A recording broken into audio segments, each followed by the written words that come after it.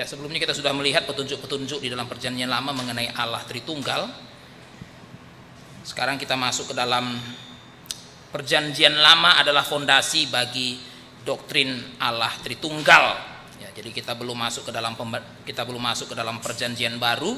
Kita belum membahas Allah Tritunggal melalui Perjanjian Baru, tapi kita masih membahas Allah Tritunggal melalui Perjanjian Lama. Tadi kita sudah melihat beberapa petunjuk di dalam Perjanjian Lama yang menunjukkan bahwa Allah itu Tritunggal. Nah, saudara-saudara, seperti yang sudah saya katakan bahwa Perjanjian Lama adalah fondasi bagi doktrin Allah Tritunggal. Tadi saya sudah memberikan ilustrasi, karena ketika orang itu masih SD, dia tidak mungkin diajarkan kalkulus, tidak mungkin diajarkan integral, ya, tidak bisa diajarkan trigonometri. Waktu SD dia diajarkan mengenai hitung-hitungan, ya, atau yang disebut dengan matematika dasar. Tapi orang tidak mungkin bisa belajar trigonometri, orang tidak mungkin bisa belajar mengenai integral kalau dia tidak lebih dahulu belajar mengenai matematika dasar. Seperti itu juga dengan Perjanjian Lama. Saudara-saudara, memang di dalam Perjanjian Lama Tuhan belum membukakan dirinya sebagai Allah Tritunggal. Memang dia sengaja menyembunyikannya, dia baru membukanya nanti di dalam Perjanjian Baru. Tapi saudara-saudara Tuhan, Perjanjian Lama adalah fondasi, adalah dasar bagi orang-orang di Perjanjian Baru untuk mengerti Allah Tritunggal. Ya, saudara-saudara. Jadi kita harus membaca Perjanjian Baru itu, atau kita harus membaca Perjanjian Lama itu sebagai persiapan, sebagai dasar. Nanti di Perjanjian Baru Allah membukakan dirinya sebagai Allah Tritunggal. Saudara-saudara, kalau kita tidak mengkaitkan Allah Tritunggal, atau kalau kita tidak mengkaitkan Perjanjian Baru dengan Perjanjian Lama, maka kita akan salah memahami mengenai Allah Tritunggal. Ya, sederhananya seperti itu. Kalau kita memisahkan Perjanjian Lama kalau kita memisahkan Perjanjian Baru dari Perjanjian Lama, maka saudara dan saya akan salah memahami mengenai Allah Tritunggal. Saudara-saudara yang saudara Tuhan, dalam Perjanjian Lama Allah ingin menegaskan lebih dahulu bahwa hanya ada satu Allah, dan berhala-berhala yang disebut oleh bangsa-bangsa saat itu bukanlah Allah. Nah, itulah yang menjadi agenda dari Perjanjian Lama. Perjanjian Lama itu ingin menegaskan lebih dahulu bahwa hanya ada satu Allah, ya, dan berhala-berhala yang disebut bangsa-bangsa saat itu sebagai Allah bukanlah Allah. Jadi Perjanjian Lama itu ini mengarahkan bangsa Israel itu kepada Allah yang sejati. Nah, itu, ya, kepada Allah yang sejati. Karena mereka pada zaman itu bukan hidup di suatu dunia yang tidak mengenal atau yang tidak menyembah Allah sama sekali. Ya, mereka pada zaman itu hidup di suatu dunia yang menyembah banyak Allah. Tapi itu bukan Allah. Maka Allah terlebih dahulu ingin mengarahkan mereka kepada Allah yang sejati. Nah, saudara-saudara, Perjanjian Baru kemudian melanjutkan konsep Allah dari Perjanjian Lama, tapi dengan lebih jelas. Nah, saya ulangi sekali lagi, saudara-saudara, ya. Perjanjian Baru itu bukan memperkenalkan kepada kita Allah yang baru, bukan. Perjanjian Baru itu bukan memperkenalkan kepada kita konsep Allah yang baru, bukan. Perjanjian Baru memperkenalkan kepada kita, atau lebih tepatnya melanjutkan konsep Allah dari Perjanjian Lama, tapi dengan lebih jelas. Jadi apa yang selama ini hanya dilihat seperti bayang-bayang, di Perjanjian Baru itu diperjelas, ya, diperjelas, diklirkan. Nah, itu apa yang selama ini hanya dilihat dari teras, di Perjanjian Baru itu dibawa ke dalam ruang tamu. Nah, saudara-saudara, Allah dalam Perjanjian Baru sama dengan Allah dalam Perjanjian Lama, tapi Perjanjian Baru membawa kita pada pengenalan yang lebih dalam. Nah, itu, ya, saudara-saudara, pengenalan yang lebih dalam akan Allah. Perjanjian Baru memperkenalkan kepada kita bahwa di dalam Allah yang satu yang sudah diperkenalkan di Perjanjian Lama itu ternyata ada 3 pribadi. Saya ulangi sekali lagi, saudara-saudara, ya. Jadi Perjanjian Baru memperkenalkan kepada kita bahwa di dalam Allah yang satu yang sudah diperkenalkan oleh Perjanjian Lama itu ternyata ada Bapa, Anak, dan Roh Kudus. Nah, sekali lagi, saudara-saudara, saya menggunakan istilah pewahyuan progresif, ya, pewahyuan progresif. Jadi saudara-saudara, yang dibicarakannya sama, tapi saudara-saudara di Perjanjian Baru dibuat lebih jelas. Nah, saya kasih salah satu ilustrasi, saudara-saudara. Saya kasih ilustrasi, saudara-saudara Tuhan, bunga. Nah, itu saya gunakan ilustrasi bunga. Saudara-saudara Tuhan, bunga itu kuncup baru mekar. Tapi waktu saudara lihat bunga yang mekar, memang beda dengan bunga yang kuncup. Tapi itu bunga yang sama. Saudara-saudara, waktu pagi lihat dia kuncup, tapi waktu saudara pulang lihat sudah mekar. Tapi saudara-saudara, itu kan bukan 2 bunga yang berbeda, itu bunga yang sama. Yang tadinya kuncup, waktu saudara lihat bunga itu kuncup, memang banyak hal yang saudara tidak tahu. Misalnya saudara-saudara, waktu bunga itu kuncup, ya saudara nggak tahu bagaimana dalamnya, karena kuncup. Tapi waktu saudara pulang dari mana, saudara kesulitan pulang dari kantor atau pulang dari rumah orang, saudara balik dan saudara lihat lagi bunga itu, sekarang udah mekar. Waktu saudara lihat bunga itu mekar, saudara sudah lihat seperti apa di dalamnya. Nah, itu yang disebut dengan kuncup dan mekar. Nah, saudara-saudara, seperti itulah namanya pewahyuan progresif. Jadi itu bicara mengenai Allah yang sama, tapi di perjanjian lama itu kuncup, di perjanjian baru itu mekar. Ya. Jadi waktu saudara membaca perjanjian lama, waktu saudara membaca perjanjian lama, saudara sedang membaca Injil seperti bunga yang kuncup. Waktu saudara membaca perjanjian baru, saudara membaca Injil seperti bunga yang mekar. Tapi kedua-duanya itu bicara mengenai Injil. Jadi saudara-saudara, kita nggak bisa bilang Injil itu baru di perjanjian baru gitu ya. Di perjanjian lama itu bukan Injil, itu hukum Taurat, saudara Tuhan. Itu pandangan teologi yang salah ya saudara-saudara. Perjanjian lama sampai perjanjian baru itu Injil. Nah, karena perjanjian lama dan perjanjian baru itu Injil, ya berarti saudara-saudara, Allah yang diperkenalkan dalam perjanjian lama dengan Allah yang diperkenalkan perjanjian baru, ya Allah yang sama. Tapi memang di perjanjian lama Allah sengaja menyembunyikan, ya, Allah sengaja menyembunyikan sisi ketritunggalannya. Ya, sehingga seakan-akan di perjanjian lama Allah itu ya seakan-akan saudara-saudara, Allah itu di perjanjian lama bukan Allah Tritunggal, Allah satu, ya kan, saudara-saudara, satu aja gitu, Allah yang satu aja itu. Nah, tapi di perjanjian baru Allah yang satu itu yang sudah diperkenalkan di perjanjian lama itu dibawa, saudara-saudara Tuhan, ya saudara-saudara. Nah, Allah yang satu yang sudah diperkenalkan perjanjian lama itu ternyata memiliki 3 pribadi, yaitu Bapa, Anak, dan Roh Kudus. Nah, saudara-saudara, dari sini kita bisa menyimpulkan Allah Tritunggal adalah pengetahuan tentang Allah yang paling tinggi. Ya, saudara-saudara Tuhan. Jadi mengenal Allah Tritunggal itu, saudara-saudara, berarti apa? Memiliki pengetahuan Allah yang paling tinggi. Sekarang mari kita ingat, saudara-saudara Tuhan, sebelum Allah memperkenalkan diri pada bangsa Israel, semua orang berpikir banyak Allah. Ya, saudara-saudara, nah, mari kita, saudara-saudara itu, mari kita ulangi, mari kita ingat-ingat apa yang sudah kita bahas di sesi sebelumnya. Jadi sebelum Allah memperkenalkan diri kepada bangsa Israel, saudara-saudara Tuhan, sebelum Allah memperkenalkan diri kepada bangsa Israel, atau ketika orang-orang ingin mengenal Allah melalui wahyu umum, ya mereka berpikir bahwa apa? Banyak Allah. Ya, atau yang kita kenal dengan istilah politeisme itu, banyak Allah. Tapi saudara-saudara, semuanya itu bukan Allah, salah semua itu. Saudara-saudara, jadi mereka punya banyak stok Allah, tapi satu pun bukan Allah, salah semua. Ya kan, saudara-saudara, biasanya kan gini, saudara-saudara ya, kalau kita kumpulkan banyak-banyak, pasti salah satunya benar lah, kan gitu ya, saudara-saudara ya, kan gitu. Jadi kita nggak ngerti juga betapa bodohnya manusia ini, sudah dikumpulkan sebanyak-banyak, salah lagi semua itu. Ya, saudara-saudara harus mengerti ya, bahwa kita tidak bisa mengenal Allah dengan cara kita. Orang bisa mengumpulkan begitu banyak stok Allah pun, saudara-saudara, ternyata satu pun bukan Allah. Saudara-saudara, di India itu ada 1000 dewanya, satu pun bukan Allah. Ya, saudara-saudara, kan gini, saudara-saudara ya, orang itu karena takut salah, maka jawabannya A, B, C, D, E semua dijawab sama kayak Tuhan gitu kan. Saudara bisa bayangkan, sudah jawab A, B, C, D, E semua pun ternyata semuanya salah sama kayak Tuhan ya. Karena itu berarti apa? Wah, berarti memang kita ini manusia yang bodoh gitu ya. Ini sudah kumpulkan 1000 pun. Saudara-saudara, itu kayak orang-orang Athena itu, karena takut ada Allah yang gak kebagian jatah, sampai dibikin kepada Allah yang tidak dikenal, saudara-saudara ya. Dan Paulus bilang apa? Ya memang kamu gak kenal. Ya memang kamu gak kenal. Ya, waktu kamu membuat Allah yang tak dikenal, waktu kamu membuat mezbah kepada Allah yang tidak dikenal, itu menunjukkan bahwa kamu memang gak mengenal Allah. Jadi kamu kumpulkan 1000 pun tidak satu pun dari antara 1000 itu benar. Lalu kemudian saudara-saudara Tuhan memberikan wahyu khusus kepada bangsa Israel. Oh, baru saudara-saudara Tuhan, dari saudara-saudara barulah bangsa Israel itu bisa mengenal Allah yang benar. Bukan yang ini loh, bukan yang banyak ini. Allah itu yang mana? Yang mencipta langit dan bumi. Tapi saudara-saudara itu ternyata itu pun belum selesai. Ya, belum selesai. Jadi saudara-saudara, Allah yang dikenal bangsa Israel itu benar itu Allah yang benar, saudara-saudara. Dibandingkan dengan apa yang dikenal oleh yang dikenal oleh para penyembah berhala itu. Tapi saudara-saudara Tuhan, ternyata masih ada pengenalan Allah yang lebih tinggi. Apa yang nggak dikenal oleh bangsa Israel? Allah yang satu itu ternyata 3 pribadi. Itu yang mereka nggak tahu. Jadi saudara-saudara, dari para penyembah berhala kepada bangsa Israel dan kepada orang Kristen.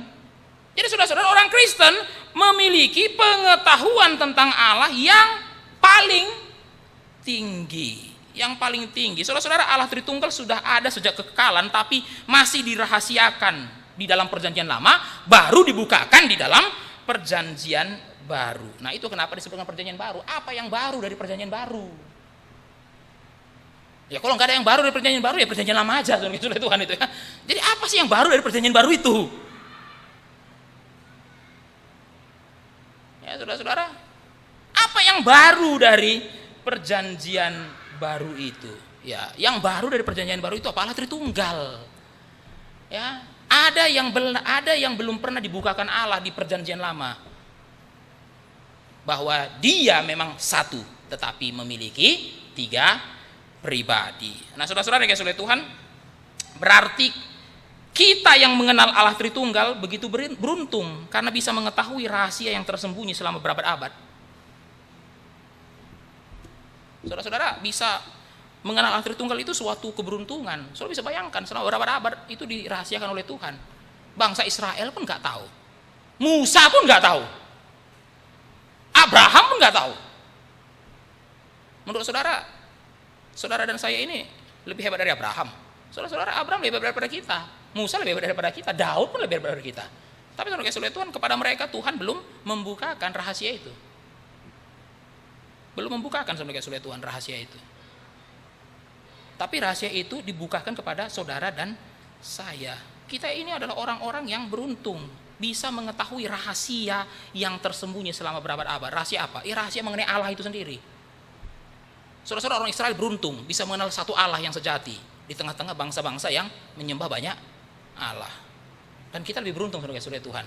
Kita bukan hanya mengenal satu Allah yang sejati, kita juga tahu bahwa satu Allah ini punya 3 pribadi. Masa saudara mau membuang hak kesulungan kita dengan mengatakan nggak penting doktrin Allah Tritunggal, saudara Tuhan ya. Nah itu ya, mau Allah 1, mau Allah 2 terserah gitu ya, mau 2 pribadi, 3 pribadi terserah. Ya nggak gitu saudara-saudara ya. Ya, saudara-saudara, bangsa-bangsa yang menyembah berhala hari itu nggak tahu bahwa hanya ada satu Allah. Orang Israel dikasih tahu. Dan saudara kasih oleh Tuhan, kita bukan hanya dikasih tahu bahwa ada satu Allah. Ternyata Allah yang satu itu punya 3 pribadi yang kita sebut dengan Bapa, Anak, dan Roh Kudus. Nah, saudara-saudara, mari kita baca Yohanes 3 ayat 16, saudara yang kasih oleh Tuhan. Mari kita baca Yohanes 3 ayat 16.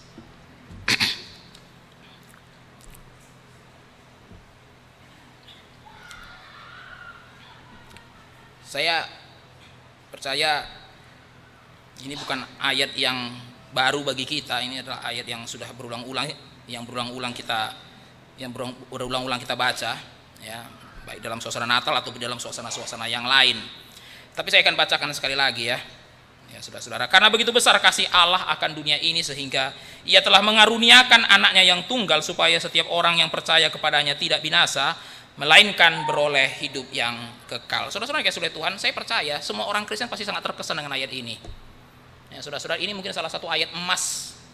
Ya, ayat emas saudara kasih Tuhan ya. Hampir semua orang Kristen mungkin ada pelang saudara kasih Tuhan yang tulisannya ini, karena begitu besar kasih Allah akan dunia ini. Ya, saudara-saudara ya, itu makanya saya mengatakan bahwa ayat ini mungkin salah satu ayat yang berkesan pada orang Kristen. Tapi saudara dengarkan baik-baik, ayat ini tidak mungkin bisa dimengerti tanpa doktrin Allah Tritunggal. Saudara-saudara, kita bisa berkesan dengan ayat ini, kita bisa terkesan dengan ayat ini. Kenapa? Ya karena kita mengerti doktrin Allah Tritunggal. Karena kalau kita nggak mengerti doktrin Allah Tritunggal, saudara-saudara, kita nggak mungkin bisa mengerti ayat ini. Ayat ini tidak mungkin bisa dimengerti tanpa doktrin Allah Tritunggal. Saudara-saudara, bangsa Israel tahu bahwa Allah mengasihi mereka. Jadi waktu Yohanes 3:16 mengatakan begitu besar kasih Allah, saudara-saudara, ini bukan pertama kalinya kita dikasih tahu bahwa Allah itu mengasihi kita, bukan. Ya dari perjanjian lama saudara kasih oleh Tuhan, kita juga tahu Allah itu mengasihi kita. Bangsa Israel juga tahu bahwa Allah mengasihi mereka. Ya saudara-saudara, jadi kalau kita baca perjanjian lama, ada nggak ayat-ayat yang mengatakan Allah mengasihi? Ada banyak. Ya kalau Allah nggak mengasihi, gimana Dia membebaskan bangsa Israel dari Mesir? Ya untuk apa Dia membebaskan bangsa Israel dari Mesir? Mengapa bangsa Israel, Allah melepaskan bangsa Israel dari Mesir? Ya karena Allah mengasihi mereka. Tapi saudara dengarkan baik-baik, bangsa Israel tidak pernah tahu bahwa Allah telah mengaruniakan anaknya. Ya saudara-saudara, gini saudara kasih Tuhan, untuk mengukur kasihnya orang atau untuk mengukur besar kasih orang, kita lihat apa yang diberikannya. Nah saudara-saudara, gimana bangsa Israel bisa mengerti bahwa Allah itu, bagaimana bangsa Israel bisa mengerti kasih Allah begitu besar? Karena pada zaman itu kan mereka juga nggak tahu bahwa ada yang namanya pribadi anak. Oh iya Allah mengasihi. Ya saudara-saudara, tapi dia berikan apa? Loh gak mungkin mereka bilang dia berikan anaknya. Loh zaman itu kan mereka juga nggak tahu bahwa ada yang namanya pribadi anak. Yang mereka cuma tahu apa? Satu Allah. Dan satu Allah mengasihi kami. Apa buktinya? Dia lepaskan kami dari Mesir.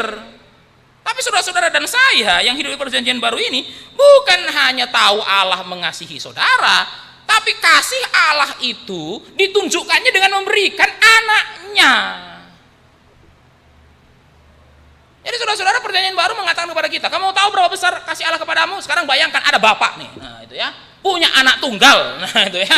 Lalu untuk tetangganya yang selama ini jahat sama dia, tetangganya itu anaknya sakit, gagal ginjal gitu. Nah, baru bapak ini kasih ginjal anaknya untuk anak tetangganya itu. Ayo, sekarang bayangkan bapak seperti ini, ya, bapak seperti ini. Ya mungkin nggak ada bapak seperti ini di dunia, saudara-saudara Tuhan ya, yang cuma punya satu anak, baru tetangga yang jahat sama dia anaknya sakit, lalu kemudian anaknya sakit karena gagal ginjal, lalu kemudian bapak ini bawa anaknya yang tunggal itu ke rumah sakit untuk apa? Ambil ginjal anak ini kasih ke anak tetangganya. Ya kira-kira Yohanes mengatakan itu kasih Allah. Itu kasih Allah. Kalau kamu nggak percaya ada bapak kayak gitu di dunia ini, memang bisa, saudara-saudara Tuhan. Memang nggak ada, gitu ya. Memang nggak ada, nggak mungkin. Ya, tapi kenapa ya Allah? Tapi kenapa saudara-saudara? Tapi kenapa kasih seperti itu bisa? Ya itu kasih Allah. Karena begitu besar kasih Allah akan dunia ini sehingga Ia telah mengaruniakan anaknya yang tunggal. Saudara-saudara, doktrin Allah Tritunggal membuat kita mengerti tentang kasih Allah yang tidak mungkin dimengerti agama-agama lain. Saudara-saudara, saya percaya bukan hanya orang Kristen yang percaya, saya percaya bukan cuma orang Kristen yang mengatakan Allahnya mengasihi. Semua agama juga percaya saudara-saudara Allah mereka mengasihi mereka. Tapi saudara-saudara Tuhan, hanya orang Kristen yang mengerti kasih Allah. Hanya orang Kristen yang mengerti kasih Allah yang tidak mungkin dimengerti oleh agama-agama lain. Allah yang memberikan anaknya. Allah yang memberikan anaknya. Ada nggak agama lain yang mengajarkan ini? Nggak ada, saudara-saudara Tuhan. Kenapa? Ya, saudara-saudara, kalau mereka nggak percaya ada 3 pribadi. Ya, saudara-saudara kan ada agama yang mengatakan Allah itu cuma satu. Tidak ada Bapa, Anak, dan Roh Kudus. Ya, saudara-saudara Tuhan. Nah, kalau begitu, kalau kita tanya saudara-saudara, nah apa bukti kasih Allahmu?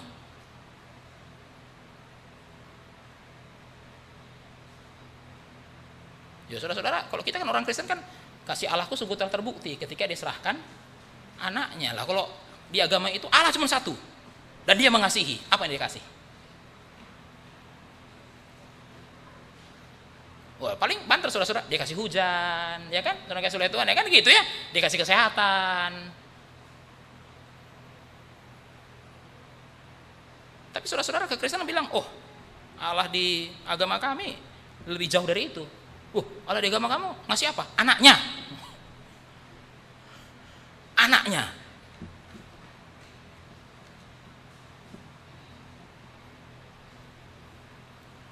Ya. Saudara-saudara, kita tidak, ketika kita mengerti tentang kasih Allah, barulah kita bisa mengasihi Allah. Nah ini saudara-saudara ya, kenapa doktrin Allah Tritunggal itu penting. Saudara-saudara kan Yesus mengatakan apa itu hukum terutama? Kasihilah Tuhan Allahmu. Tapi saudara-saudara Tuhan, mengasihi Allah itu tidak semudah yang kita bayangkan. Mengasihi Allah tidak semudah yang kita bayangkan. Tapi itu tuntutan saudara-saudara.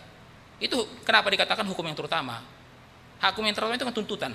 Bahkan saudara-saudara, Yesus bilang, ya di atas hukum ini tergantung seluruh kitab Musa dan kitab para nabi. Jadi saudara-saudara, seakan-akan Musa mengatakan, sebanyak-banyaknya apa yang sudah Tuhan, sebanyak-banyaknya perintah Tuhan, intinya cuma satu kok. Dia ingin kamu mengasihi Dia. Tapi saudara-saudara Tuhan, mengasihi Allah itu gak gampang. Itu bukan perkara sederhana. Bukan perkara sederhana saudara-saudara Tuhan. Tapi saudara-saudara Tuhan, hanya orang yang mengerti tentang kasih Allah baru bisa mengasihi Allah. Jadi saudara-saudara, sejauh apa kita mengasihi Allah? Sejauh kita mengerti kasih Allah. Jadi kalau saudara-saudara jangan heran kenapa ada orang mengasihi Allahnya itu pas-pasan, saudara-saudara Tuhan. Ya karena pengenalan kasih Allah juga pas-pasan. Ya saudara-saudara, jangan heran kenapa ada orang itu yang mengasihi Allahnya pas-pasan, hitung-hitungan, saudara-saudara Tuhan ya. Ya, saudara-saudara, baru saudara ngerti mengasihi Allah itu nggak gampang. Itu kenapa Yesus menggunakan itu sebagai ukuran, atau Yesus menggunakan itu sebagai standar tentang dosa. Apa itu dosa, saudara-saudara? Tidak mengasihi Allah. Nah, itulah dosa. Tidak mengasihi Allah. Jadi saudara-saudara, dengan ukuran seperti ini, siapa yang nggak berdosa? Semua orang berdosa. Kenapa itu dosa? Tidak mengasihi Allah. Ya, apapun yang saudara lakukan, kalau saudara tidak mengasihi Allah, itu sudah jadi dosa langsung. Tidak mengasihi Allah. Jadi saudara-saudara, kenapa ya? Perbuatan baik pun di hadapan Tuhan jadi dosa. Karena tidak dilakukan karena mengasihi Allah. Maka Yesus mengatakan, di atas hukum inilah tergantung kitab Taurat dan kitab para nabi. Kasihilah Tuhan Allahmu dengan segenap hatimu. Tapi saudara-saudara Tuhan, sejauh mana kita bisa mengasihi Allah, atau sejauh mana kasih kita akan Allah, sejauh kita mengerti kasih Allah kepada kita. Nah, saudara-saudara, di sini kita perlu bedakan juga mengalami kasih Allah dan memahami kasih Allah, dua hal yang berbeda. Ada banyak orang mengalami kasih Allah, saudara-saudara. Ya. Tapi kalau saudara tanya, paham nggak? Enggak. Tuhan ya, jujur aja saudara-saudara ya.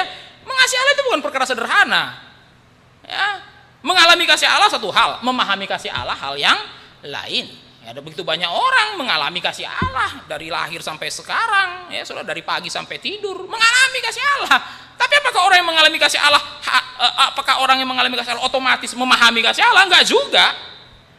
Nah, saudara Tuhan, sejauh mana kita bisa mengasihi Allah? Ya sejauh kita memahami kasih Allah kepada kita. Ya saudara-saudara, maka jangan heran apa doa Paulus untuk jemaat Efesus, saudara Tuhan. Mari kita lihat Efesus, doa Paulus.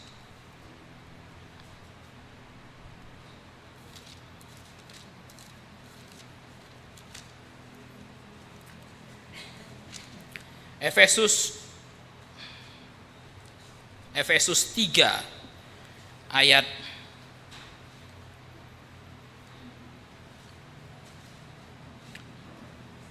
18. Efesus 3 ayat 18.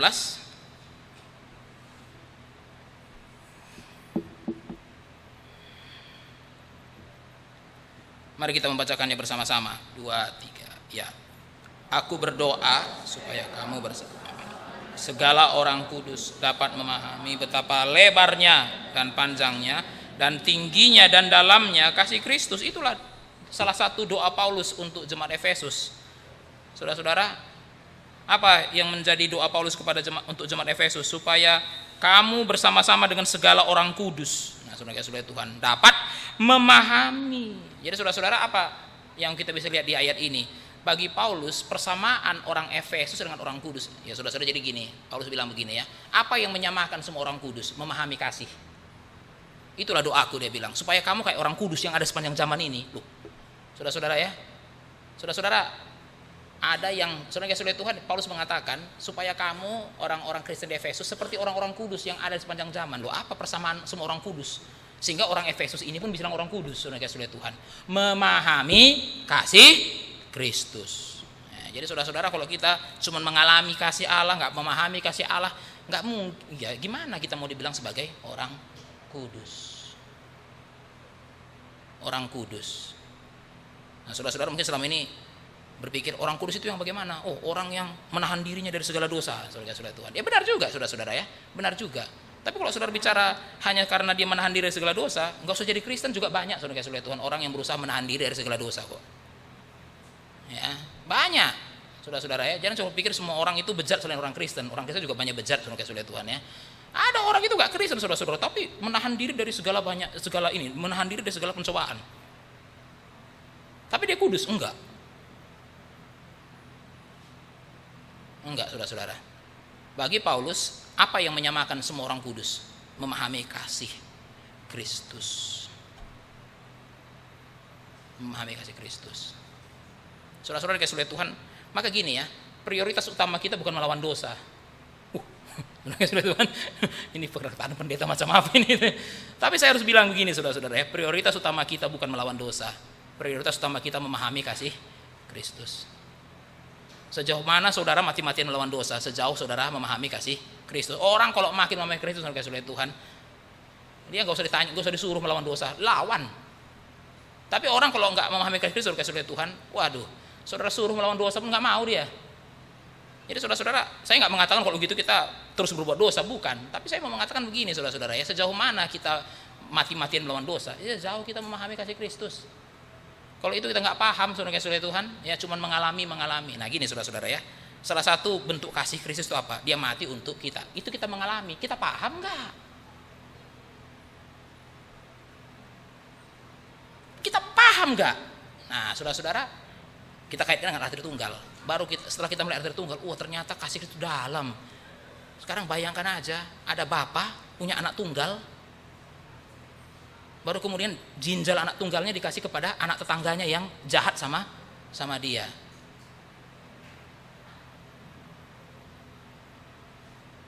Ayo, ginjal anaknya dikasihnya kepada tetangganya, kepada anak tetangganya yang selama ini jahat sama dia. Saudara-saudara, orang yang memahami makna pemberian ginjal kayak gini, saudara-saudara Tuhan, ayo, setelah anak itu keluar rumah sakit, berani nggak dia macam-macam atau jahat-jahat sama bapak itu? Ya nggak berani. Kenapa? Karena dia paham bahwa ginjal ini bukan cuma ginjal, ini ginjal dari anak tunggal. Ya saudara-saudara yang dikasihi Tuhan, jadi doktrin Allah Tritunggal itu mendorong kita untuk mengasihi Allah. Nah itu ya, doktrin Allah Tritunggal itu mendorong kita untuk mengasihi Allah. Banyak orang berpikir doktrin itu nggak penting, yang penting mengasihi Allah. Nah itu kan banyak orang bilang, ngapain belajar doktrin, bikin kepala pusing aja.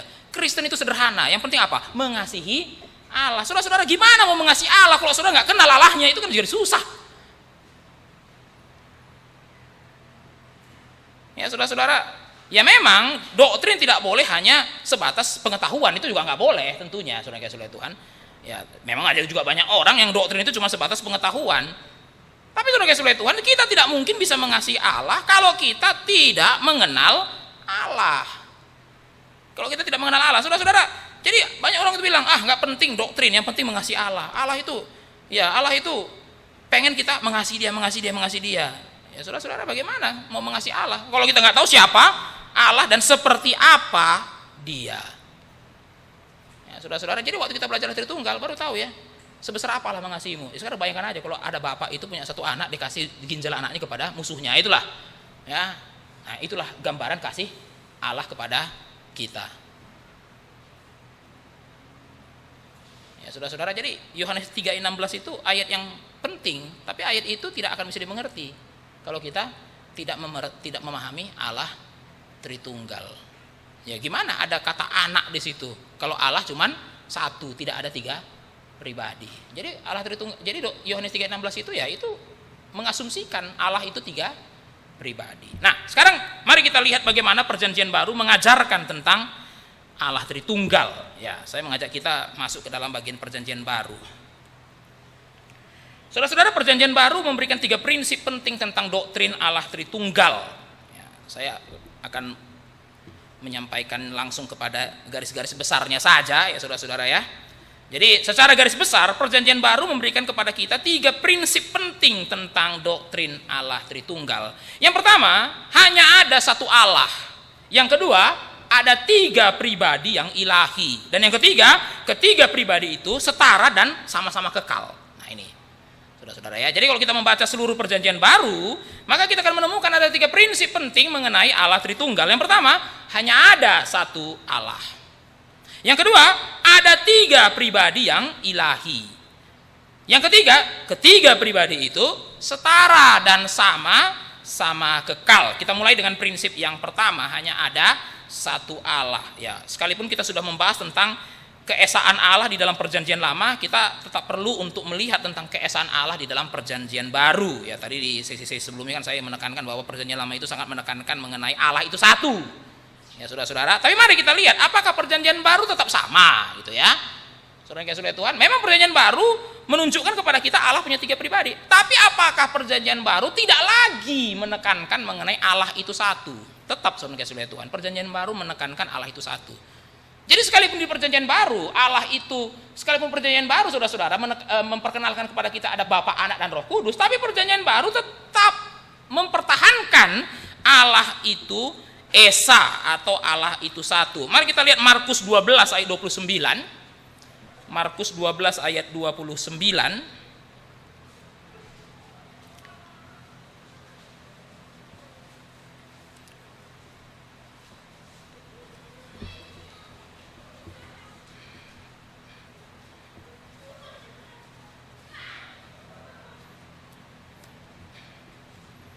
Saya bisa minta air enggak ya?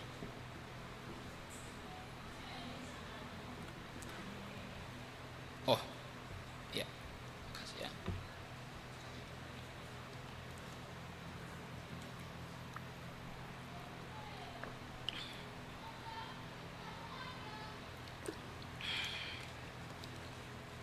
Oke.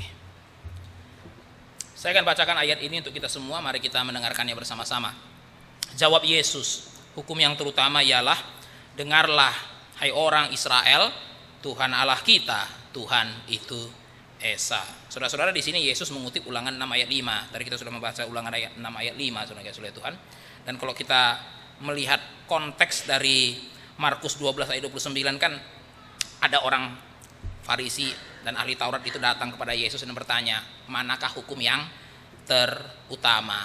Dan waktu Yesus ditanya, dia jawab, saudara-saudara Tuhan, dia mengutip Ulangan 6 ayat 5. Itulah hukum yang terutama. Ya, itulah hukum yang terutama.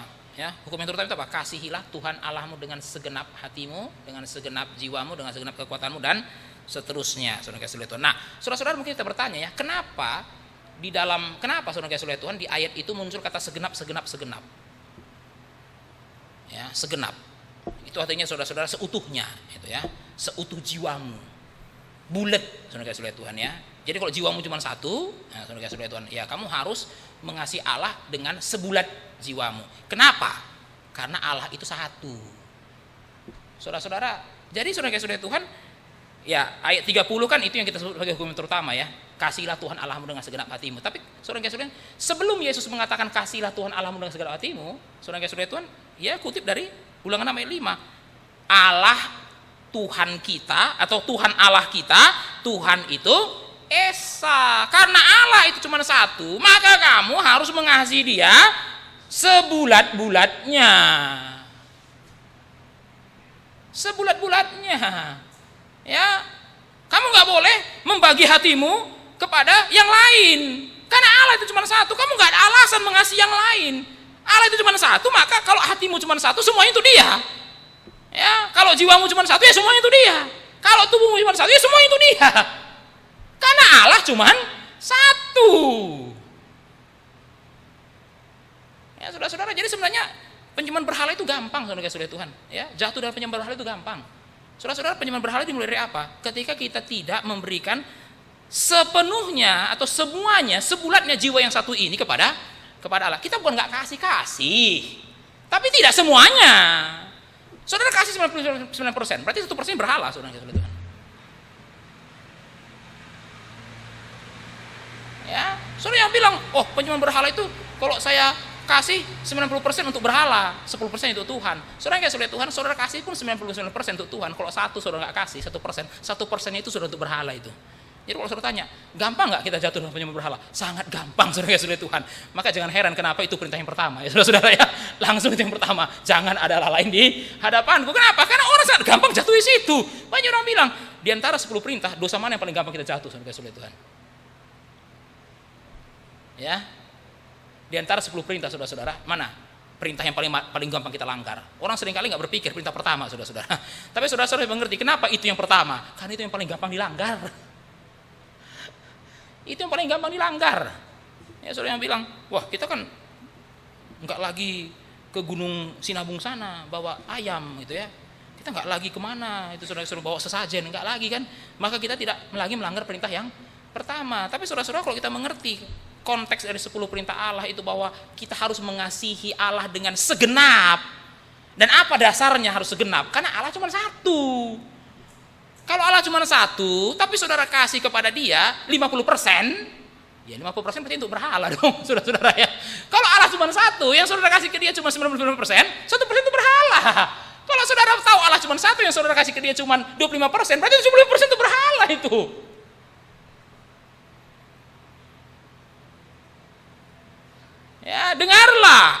Allah itu esa. Karena itu kasihilah Tuhan Allahmu dengan segenap dan segenap. Ya, saudara-saudara, jadi kita melihat di sini ya, bahwa di Perjanjian Baru pun Yesus menekankan Allah itu satu. Ya, dia bahkan kutip bulat-bulat Ulangan 6 ayat 5. Nah, mari kita lihat saudara-saudara keesaan Allah dalam surat-surat Paulus ya. Sekarang kita melihat dalam surat-surat Paulus. Kita mulai dengan 1 Korintus 8 ayat 6 ya. 1 Korintus 8 ayat 6. Mari kita baca ayat ini bersama-sama. 2, 3 ya. Namun bagi kita hanya ada satu Allah saja, yaitu Bapa yang daripadanya berasal segala sesuatu dan yang untuk Dia kita hidup, dan satu Tuhan saja, yaitu Yesus Kristus, yang olehnya segala sesuatu telah dijadikan dan yang karena Dia kita hidup. Hanya ada satu Allah saja. Kita lihat lagi 1 Timotius 2 ayat 5. 1 Timotius 2 ayat 5. Karena Allah itu esa, dan esa pula Dia yang menjadi pengantara antara Allah dan manusia, yaitu manusia Kristus Yesus. Nah, saudara perhatikan di situ ada kata esa. Ya, karena Allah itu satu. Ya. Mari kita lihat lagi 1 Tesalonika 1 ayat 9. 1 Tesalonika 1 ayat 9. Sebab mereka sendiri bercerita tentang kami, bagaimana kamu sambut dan bagaimana kamu berbalik dari berhala-berhala. Nah, saudara perhatikan di situ kata berhala-berhala itu jamak, saudara kasih lihat Tuhan, dari yang jamak atau dari yang banyak kepada Allah. Nah, saudara-saudara ya, berarti di sini Allahnya satu. Kamu meninggalkan yang banyak untuk berbalik kepada yang satu, kepada Allah, untuk melayani Allah yang hidup dan yang benar. Ya, untuk melayani Allah yang hidup dan yang benar. Jadi saudara-saudara, meninggalkan berhala itu berarti datang kepada Allah yang sejati. Ya, saudara-saudara, kalau kita meninggalkan berhala untuk pindah ke berhala yang lain, ya sama aja, tetap penyembahan berhala. Meninggalkan berhala itu berarti datang kepada Allah yang sejati.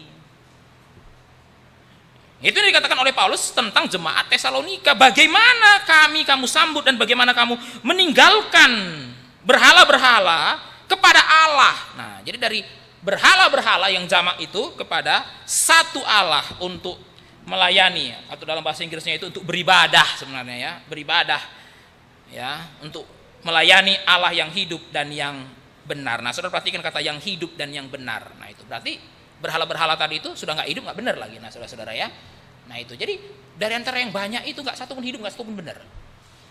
Yang benar dan hidup cuma satu.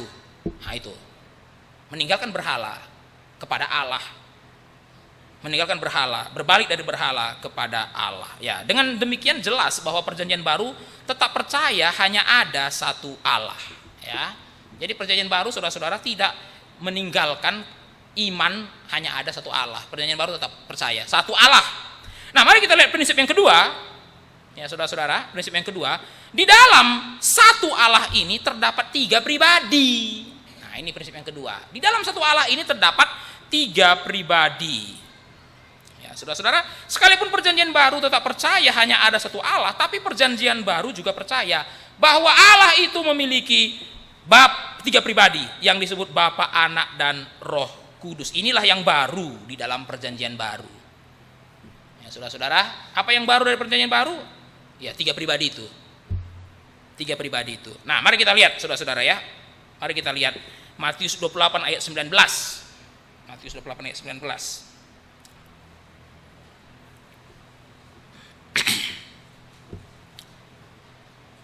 Mari kita baca bersama-sama ya, Matius 28 ayat 19. Kita bacakan ayat ini bersama-sama. Karena itu pergilah, jadikanlah semua bangsa muridku dan baptislah mereka dalam nama Bapa dan Anak dan Roh Kudus. Nah, saudara-saudara perhatikan di ayat itu ada muncul tiga pribadi, Bapa, Anak, dan Roh Kudus. Nah, kita juga bisa melihat di dalam 1 Petrus 1 ayat 2. Mari kita lihat 1 Petrus 1 ayat 2.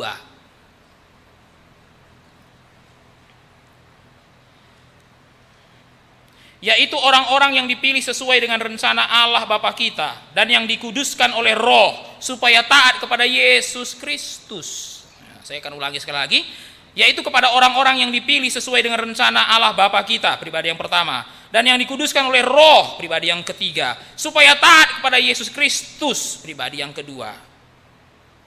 Nah, saudara-saudara yang dikasihi oleh Tuhan, ayat ini lagi berbicara mengenai orang-orang percaya.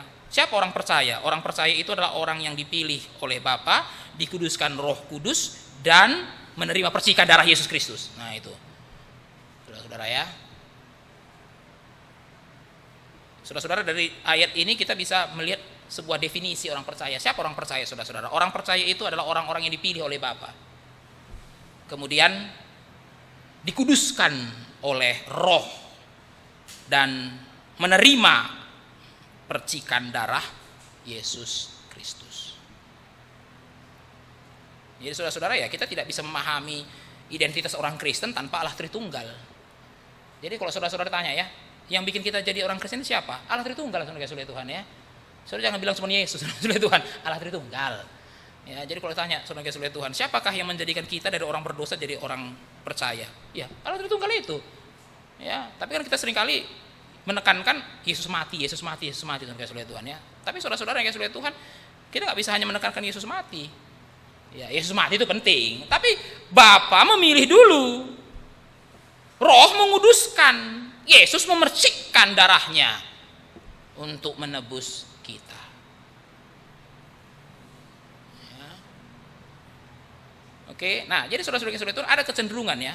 Orang Kristen itu waktu bicara mengenai keselamatan itu seakan-akan Yesus dengan Bapa itu nggak kompak, saudara-saudara itu. Nah itu ya, nah ada kecenderungan begitu jadinya.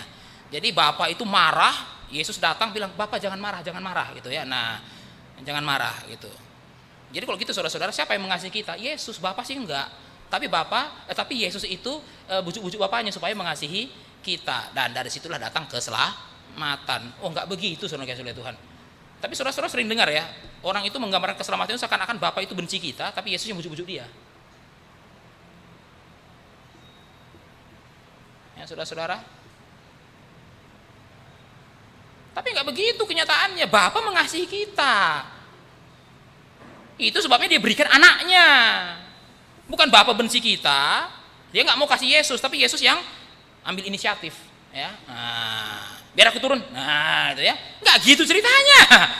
Ya, saudara-saudara. Nah, itu saudara bisa mengerti ya. Kalau kita salah Allah Tritunggalnya kayak gini jadinya. Jadi kayak Bapa dengan anak itu nggak kompak dalam kekekalan. Ya, Bapa udahlah, matikan aja mereka semua. Tapi anak bilang jangan gitu, Pak, jangan gitu, ya. Jangan gitu, kasihan.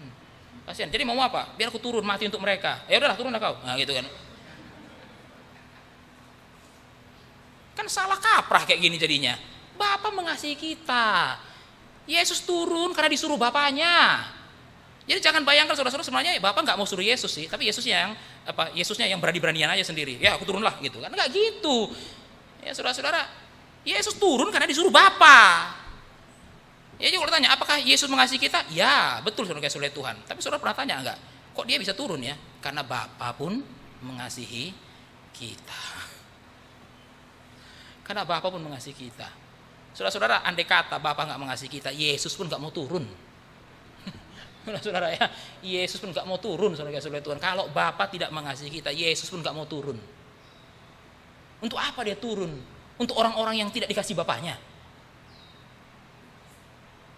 Nah, maka saudara perhatikan Injil Yohanes, ada satu kalimat yang seringkali kita lupa. Selain saudara-saudara yang selalu kita tekankan bahwa Yesus mengasihi kita, Yesus mengasihi kita. Saudara pernah lihat enggak? Banyak ayatnya saudara-saudara, Yesus mengasihi Bapa. Aku mengasihi Bapakku, itulah sebabnya aku memberikan nyawaku kepada. Itu ayatnya ada saudara-saudara ya. Kalau saudara baca Injil Yohanes itu, aku mengasihi Bapakku, itu sebabnya aku menyerahkan nyawaku untuk dombaku. Waktu saya baca itu nggak salah. Kan selama kita tahu kenapa Yesus menyerahkan nyawanya, karena dia mengasihi kita. Itu kan logis ya saudara-saudara, logis sekali itu. Yesus mati karena dia mengasihi kita. Tapi di dalam Injil Yohanes saudara-saudara Tuhan ada kalimat itu, aku mengasihi Bapakku, itu sebabnya aku memberikan nyawaku untuk dombaku. Nah saudara-saudara, kalau saudara lihat lagi dalam Injil Yohanes saudara-saudara itu menarik juga. Yesus mengatakan, aku menyerahkan nyawaku. Yesus mengatakan kepada dalam Injil Yohanes saudara-saudara Tuhan, kenapa Yesus mau mati? untuk domba-dombanya. Karena itu domba-domba yang diberikan Bapakku kepadaku.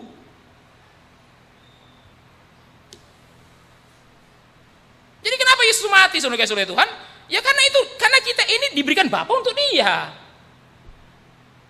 Jadi kalau saudara tanya kenapa dia mati, saudara-saudara? Ya karena kita ini milik Bapa yang diberikan kepada dia. Karena Yesus mengasihi Bapa, dia tidak mau ada satupun milik Bapa yang hilang. Itu juga jaminan kenapa keselamatan nggak bisa hilang, saudara-saudara Tuhan. Itu jaminannya kenapa keselamatan nggak bisa hilang. Ya karena saudara milik Bapa. Dan Yesus tidak mau ada satupun milik Bapa yang hilang. Kenapa Yesus nggak mau ada milik Bapa yang hilang? Karena dia mengasihi Bapaknya. Nah, saudara perhatikan baik-baik. Jadi, saudara Tuhan, keselamatan kita ini ditentukan apa? Kasih anak kepada Bapa dan kasih Bapa kepada anak.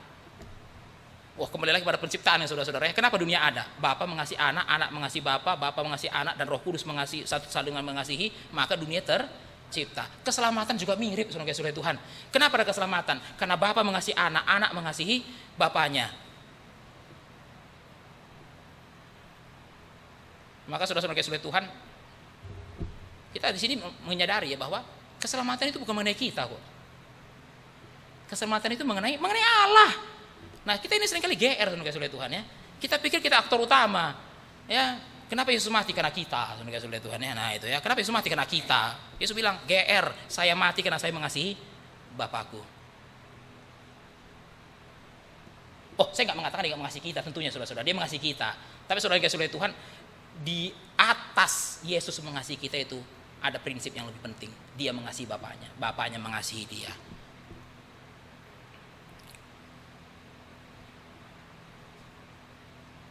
Ya, saudara-saudara. Nah, sekarang kalau kita nggak mengerti Allah Tritunggal, saudara-saudara, ya gimana kita memahami tentang keselamatan ini?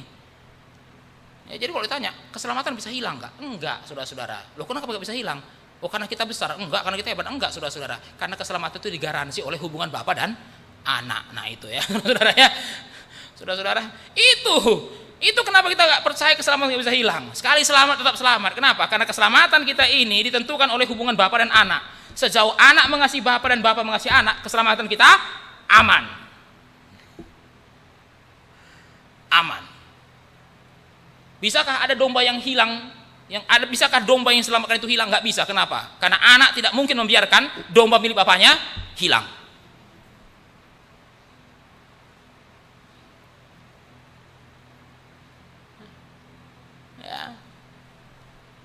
Ya, jadi saudara-saudara, ada orang itu khawatir kali keselamatannya hilang sampai nggak bisa menikmati hidup lagi. Saudara-saudara ya. Saudara-saudara kayak saudara Tuhan, kalau kita percaya keselamatan hilang itu kasihan. Selamat sih sudah, tapi nggak bisa menikmati keselamatan. Kenapa? Karena sampai mati hidupnya saja mempertahankan keselamatan. Jangan sampai hilang. Saudara-saudara, itu kenapa orang bilang, Pak, kalau keselamatan nggak bisa hilang, orang bisa hidup suka-sukanya. Itu memang ada bahayanya, saudara-saudara. Tapi saudara jangan pikir kalau keselamatan bisa hilang nggak ada bahayanya juga. Ada, saudara-saudara. Selamat sih sudah, tapi dari sejak selamat sampai mati hidupnya cuma apa? Mempertahankan keselamatan. Jangan sampai hilang, jangan sampai hilang, jangan sampai hilang, jangan sampai hilang. Loh, saudara-saudara hidup kayak gini hidup dalam ketakutan loh, ketakutan hilang keselamatan. Tapi saudara Tuhan, Alkitab bilang apa? Keselamatan tidak bisa hilang, keselamatan nggak bisa hilang. Ya. Kenapa nggak bisa hilang?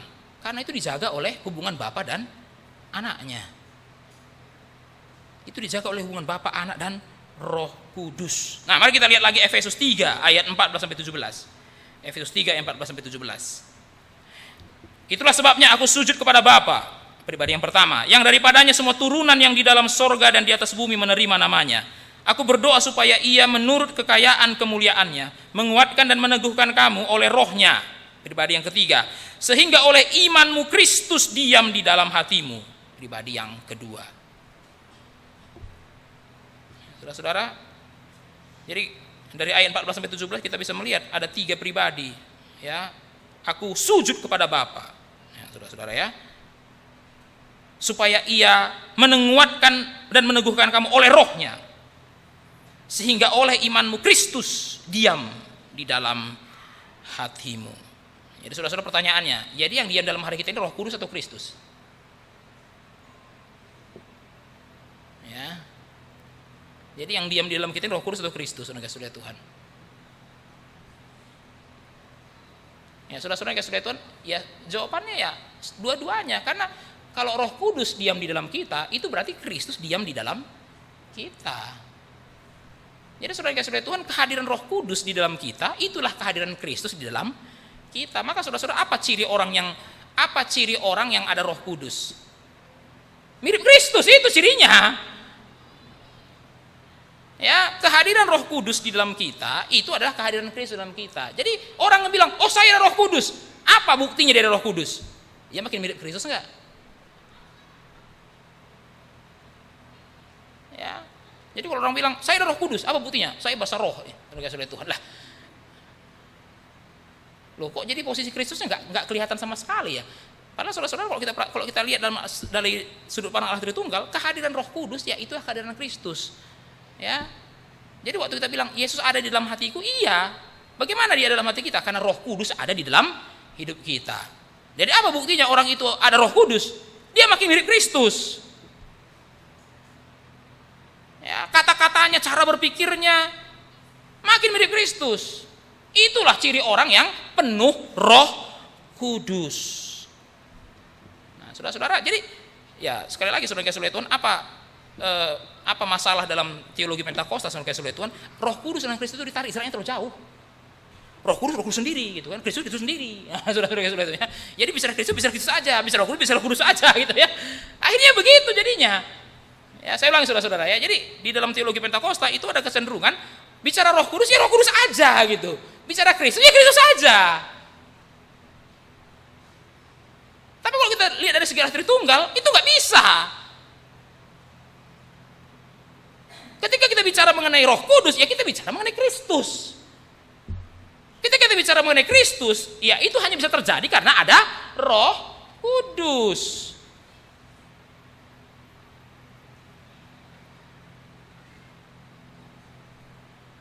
Ya, saudara-saudara yang kasih Tuhan, jadi kita bisa melihat ya. Jadi walaupun satu Allah, tapi perjanjian baru mengatakan 3 pribadi. Perjanjian baru mengatakan Allah itu Esa, tapi di sisi lain perjanjian baru juga mengatakan ada Bapa, Anak, dan Roh Kudus. Jadi waktu kita bicara mengenai Allah yang Esa, kita lagi berbicara mengenai Bapa, Anak, dan Roh Kudus. Nah, saya ulangi saudara-saudara, kesimpulan yang paling sederhana. Tritunggal itu seperti ini. Waktu saudara bicara mengenai Bapa, Anak, dan Roh Kudus, saudara lagi bicara mengenai Allah yang Esa. Waktu saudara bicara mengenai Allah yang Esa, saudara lagi bicara mengenai Bapa, Anak, dan Roh Kudus. Saudara-saudara, waktu saudara bicara mengenai Bapa, Anak, dan Roh Kudus, saudara lagi bicara mengenai Allah yang Esa. Jadi saudara-saudara, waktu kita bicara mengenai kalau kita tidak bicara mengenai Bapa, Anak, dan Roh Kudus, berarti kita bukan lagi bicara mengenai Allah. Karena Allah cuma yang ini, Bapa, Anak, dan Roh Kudus. Nah, waktu kita bicara mengenai Allah yang Esa, kita lagi berbicara mengenai Bapa, Anak, dan Roh Kudus. Nah, saudara-saudara, nah itu, jadi saudara-saudara itu nggak bisa dipisahkan ya, nggak bisa dipisahkan. Allah yang Esa itulah Bapa, Anak, Roh Kudus. Bapa, Anak, Roh Kudus itulah yang Esa. Ya, saya ulangi saudara-saudara ya, Bapa, Anak, Roh Kudus itulah Allah yang Esa. Ya, Allah yang Esa itulah Bapa, Anak, dan Roh Kudus.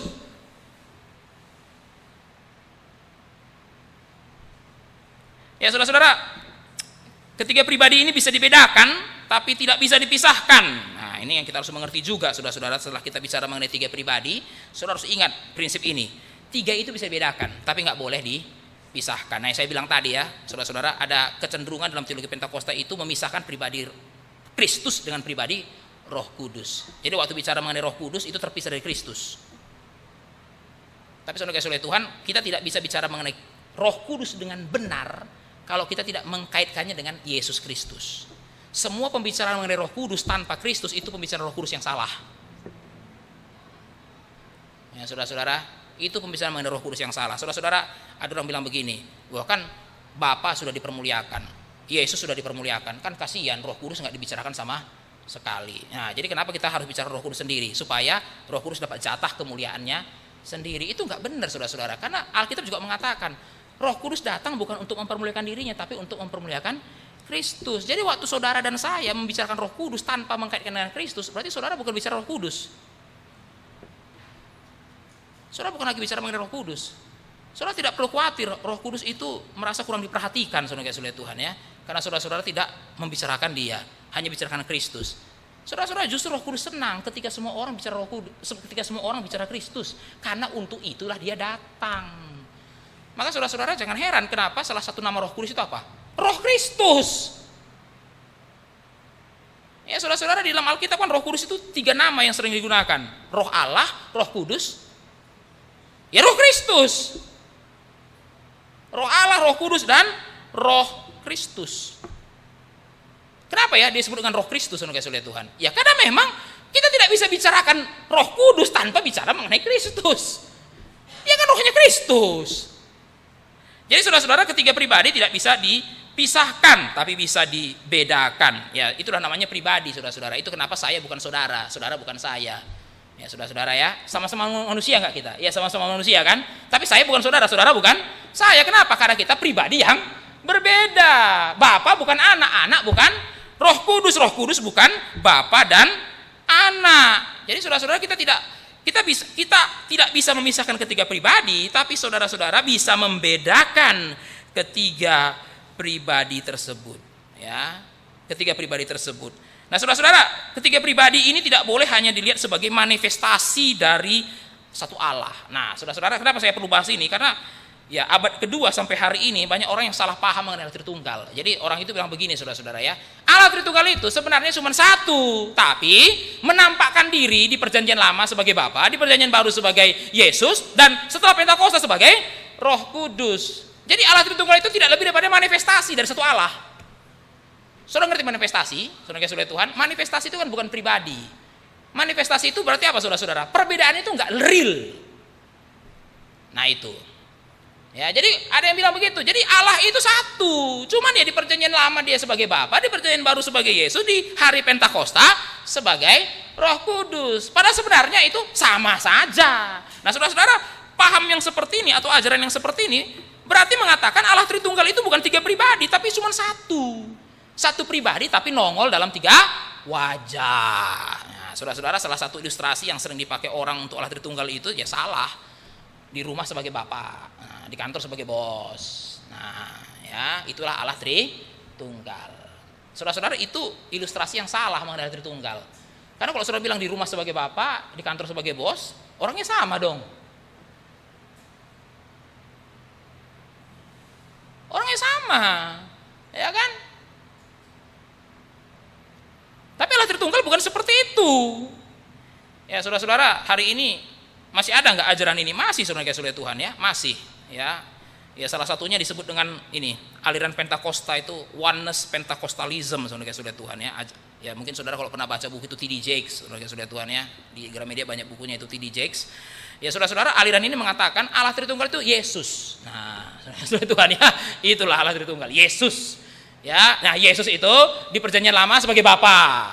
Lalu di Perjanjian Baru dia menunjukkan sebagai Yesus. Baru setelah Pentakosta baru sebagai Roh Kudus. Jadi Allah Tritunggal itu yang sebenarnya Yesus itu sendirilah Allah Tritunggal, tapi dia menyatakan diri atau memanifestasikan dirinya dalam tiga penampakan. Nah, saudara-saudara, aliran ini namanya oneness Pentecostalism. Misalnya saudara-saudara ya di dalam formula baptisan itu kan saudara-saudara yang sudah itu seringkali ya banyak orang yang tulis itu dengan kesalahan ya. Dalam nama Allah Bapa, Allah Anak, Roh Kudus, yaitu Tuhan Yesus Kristus.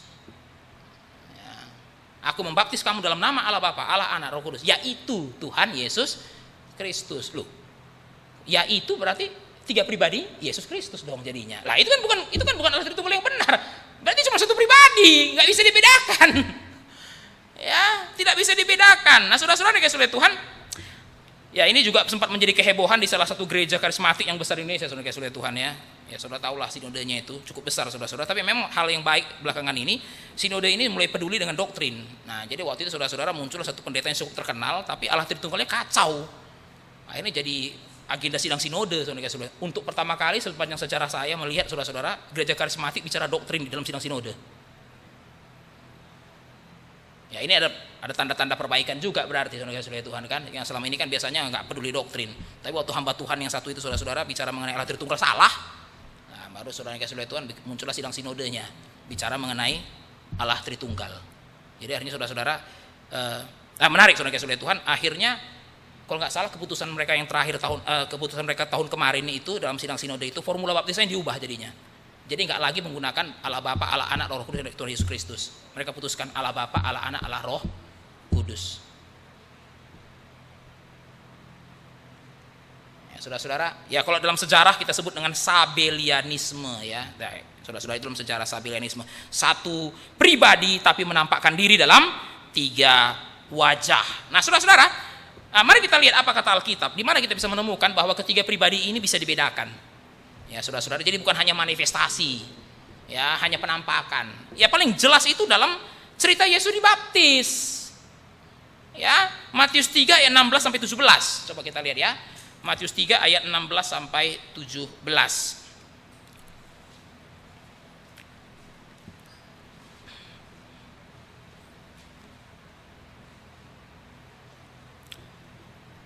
Sesudah dibaptis, Yesus keluar dari air, dan pada waktu itu juga langit terbuka dan ia melihat Roh Allah seperti burung merpati turun ke atasnya. Lalu terdengarlah suara dari sorga yang mengatakan, inilah anakku yang kukasihi, kepadanyalah aku berkenan. Sangat jelas saudara-saudara, ketiga pribadi ini bisa dibedakan kok.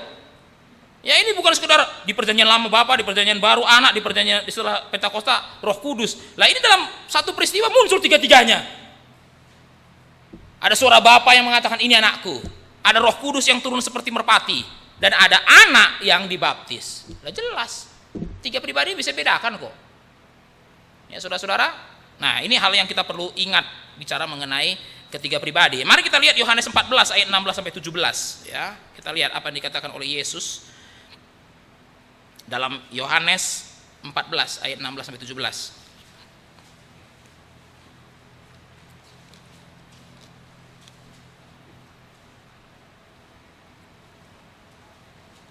Saya akan bacakan untuk kita semua. Aku akan minta kepada Bapa. Aku di sini adalah Yesus ya saudara-saudara. Dan ia akan memberikan kepadamu seorang penolong yang lain, supaya ia menyertai kamu selama-lamanya, yaitu Roh kebenaran. Kita lihat ayat 28-nya. Ayat 28. Kamu telah mendengar bahwa aku telah berkata kepadamu, aku pergi, tetapi aku datang kembali kepada... Bukan ayat 28-nya.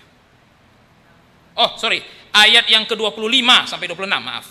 25 sampai 26. Semuanya itu kukatakan kepadamu selagi aku berada bersama-sama dengan kamu. Tetapi penghibur, yaitu Roh Kudus yang akan diutus oleh Bapa dalam namaku. Nah, saudara perhatikan, tiga pribadi itu bisa dibedakan kok. Aku minta pada Bapa. Yang diminta apa? Roh Kudus. Ya, saudara-saudara, yang aku minta itu Roh Kudus. Nah, jadi saudara jelas sekali ya, saudara tidak bisa membicarakan Roh Kudus tanpa Yesus loh. Karena Roh Kudus datang karena diminta Yesus. Ya saudara-saudara, Roh Kudus datang karena diminta oleh Yesus. Nah saudara-saudara, walaupun ini nggak bicara mengenai Roh Kudus, tapi saya sampaikan aja saudara-saudara ya. Roh Kudus itu adalah sebuah hadiah. Ya saudara-saudara ya, Roh Kudus itu karunia. Nah ini, jadi banyak orang itu bicara mengenai karunia Roh Kudus, ya saudara-saudara ya, bahasa roh ini ya saudara-saudara ya, karunia Roh Kudus, ya. Coba cari tahu karunia rohmu, ya saudara kasih oleh Tuhan ya. Kenapa dikatakan karunia Roh Kudus? Itu adalah kemampuan yang diberikan Roh Kudus. Waktu orang punya Roh Kudus kasih dia kemampuan. Nah itu yang kita sebut sebagai karunia Roh, bahasa Yunaninya karismata. Tapi saudara jangan lupa, Roh Kudus sendiri itu sebuah pemberian kok. Jadi saudara-saudara, bukan hanya Roh Kudus memberikan kepada kita karunia, Roh Kudus itu sendiri sebuah pemberian. Aku minta kepada Bapa, supaya berikan kepadamu. Apa yang diminta Yesus? Roh Kudus. Roh Kudus. Jadi saudara kasih oleh Tuhan, apa yang indah dalam ayat ini saudara-saudara, Yesus bukan hanya memberikan kita darahnya loh, Dia juga berikan kepada kita rohnya. Bukan hanya memberikan kepada kita darahnya, tapi dia juga memberikan kepada kita Roh Kudus. Aku minta kepada Bapa. Dan apa yang dimintanya? Roh Kudus. Saudara-saudara, saya kadang berpikir ya, Yesus kenapa sih enggak minta yang lain ya? Kadang-kadang kesulitan Tuhan kan kita lihat kalau hidup kita begini ya. Kenapa Yesus nggak minta kepada Bapa supaya kasih kita uang? Karena kasih oleh Tuhan ya, karena itu kan kayaknya itu lebih relevan dengan pergumulan kita ya. Kenapa nggak Yesus bilang itu sama Bapa? Aku akan minta kepada Bapa. Kan saudara-saudara, waktu Yesus naik ke sorga, waktu Yesus ditangkap, nanti Yesus naik ke sorga, kan murid-muridnya kan bergumul dengan banyak hal. Ya, mereka bukan ada uang, mereka akan rintis gereja, pergi ke seluruh dunia. Saudara-saudara sekarang, kalau kita mau buka cabang, Saudara kasih Tuhan, pembicaraan yang paling utama apa? Dananya kan. Jangan bicara buka cabang jauh-jauh, dukung nggak uangnya, saudara kasih Tuhan kan. Nah itu, saudara bisa bayangkan gereja mula-mula nggak ada gereja sama sekali, saudara-saudara. Siapa yang ngutus mereka? Ayo, saudara bisa bayangkan mereka pergi ke seluruh dunia untuk memberitakan Injil dan rintis gereja. Oh saya pikir-pikir ya, kalau manusia saudara kasih Tuhan ya, kalau kita bisa manusia. Karena Yesus kalau doa ya minta sama apa? Supaya dia mengirim kepadamu dana yang cukup untuk pergi ke seluruh dunia. Kan kalau pergi ke seluruh dunia kan ada ongkosnya dari mana? Tapi apa kata Yesus? Bukan itu yang aku minta. Aku minta kepada Bapa supaya kasih apa? Roh Kudus kepadamu. Kenapa nggak minta uang ya? Kadang-kadang kita pikir saudara-saudara kan banyak masalah kok yang harus dihadapi nanti. Kan semua perlu biaya kita bilang saudara-saudara. Tapi bagi Yesus kasih Tuhan, kamu ada uang pun nggak ada Roh Kudus, fail.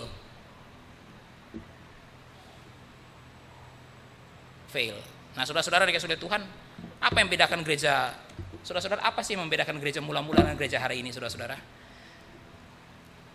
Ini saya dapat saudara-saudara waktu baca cerita saudara-saudara, waktu abad pertengahan itu ada seorang pendeta datang ke paus, lalu pausnya lagi hitung uang yang sangat banyak, saudara Tuhan. Baru paus itu bilang sama pendeta ini, coba lihat uang ini. Dulu ya gereja hanya bisa berkata emas dan perak tak ada pada aku.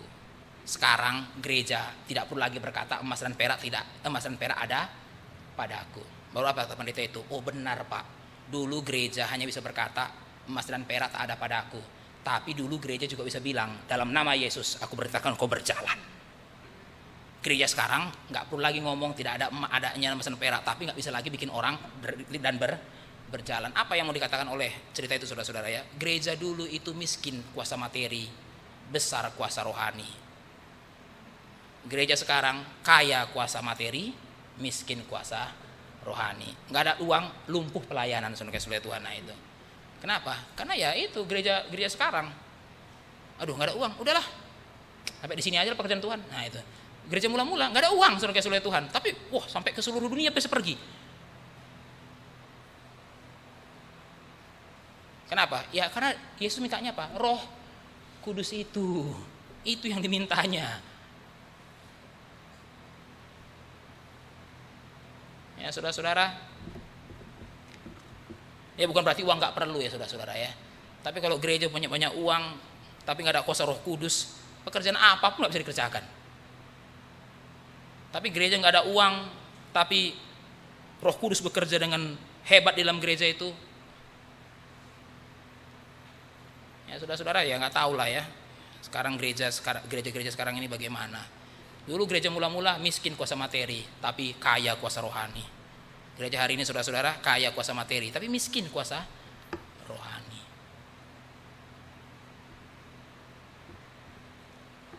Ya saudara-saudara, sekarang kita melihat prinsip yang ketiga. Prinsip yang ketiga, ketiga pribadi adalah setara dan kekal. Nah ini prinsip yang ketiga ya. Ketiga pribadi itu setara dan kekal. Saudara-saudara, Bapa, Anak, dan Roh Kudus itu sama-sama Allah. Sama-sama Allah. Saya mengatakan sama-sama Allah, saudara kasih oleh Tuhan, berarti tidak ada yang lebih tinggi, tidak ada yang lebih rendah. Ya saudara-saudara, jadi Bapa bukan yang nomor 1, Anak nomor 2, dan Roh Kudus itu nomor 3 di dalam keilahian. Bapa, Anak, dan Roh Kudus itu setara dalam keilahian, sama-sama sudah ada sejak kekekalan. Itulah sebabnya kita bisa menyebut mereka sebagai Allah Bapa, Allah Anak, Allah Roh Kudus. Bukan karena 3 Allah, bukan saudara-saudara. Tapi karena ketiga-tiganya sama-sama memiliki sifat ilahi. Sama-sama memiliki sifat ilahi. Ya saudara-saudara, jadi kita harus mengingat bahwa ada 3 pribadi, tapi ketiga pribadi itu juga setara. Setara. Sama-sama Allah. Ya, tidak ada yang lebih tinggi, tidak ada yang lebih rendah. Ya, saudara-saudara, dalam hal ini kita berbeda dengan saksi Yehova. Saksi Yehova itu menolak kesetaraan antara Yesus dengan Bapanya. Ya, saudara-saudara, menurut saksi Yehova, Yesus itu ciptaan Bapa. Jadi yang Allah itu Bapa saja. Yesus itu ciptaannya Bapa. Roh Kudus itu ya energi yang keluar dari Bapa dan Anak. Nah, jadi jadi Bapa itu Allah. Yesus itu ciptaannya Bapa. Ya memang Bapa mencipta Yesus sebelum mencipta yang lain. Jadi saudara-saudara, menurut kelompok saksi Yehova, sebelum Bapa mencipta yang lain, Bapa cipta Yesus dulu, dan di dalam Yesus baru Bapa mencipta yang lain. Nah, jadi kalau ditanya siapa yang perlu disembah, ya sembah Bapa saja. Nah, itu Bapa saja yang disembah. Yesus itu bukan Allah, jadi nggak perlu disembah. Nah, itu yang dianggap oleh saksi Yehova, saudara-saudara, tidak percaya kesetaraan dari ketiga pribadi itu. Nah, saudara-saudara, Alkitab mengatakan tiga pribadi itu setara, saudara-saudara ya. Nah, coba kita lihat apa kata Alkitab mengenai kesetaraan ketiga pribadi ini. Nah, kita lihat langsung saja, saudara-saudara ya. Apakah Yesus itu Allah? Ada nggak ayat di Alkitab mengatakan Yesus itu Allah, saudara-saudara ya? Ya kan, kalau Bapa ya sudah jelas lah, kita nggak usah bicara lagi. Ya, ayatnya sangat banyak yang mengatakan bahwa Bapa itu Allah. Pertanyaannya, saudara-saudara, Yesus itu Allah nggak? Ya. Nah, mari kita lihat ayat Alkitab yang mengatakan Yesus itu adalah Allah. Kita mulai dengan Yohanes 1. Kita mulai dengan Yohanes 1.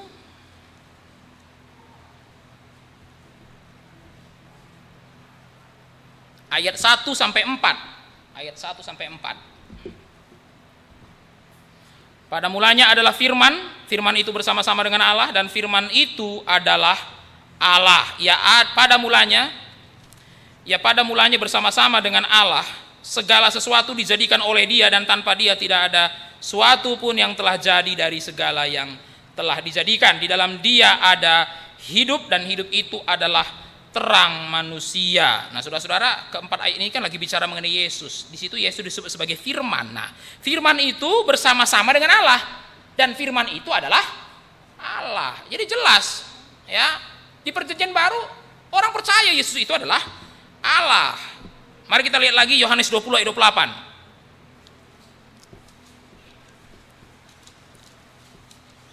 Yohanes 20 ayat 28.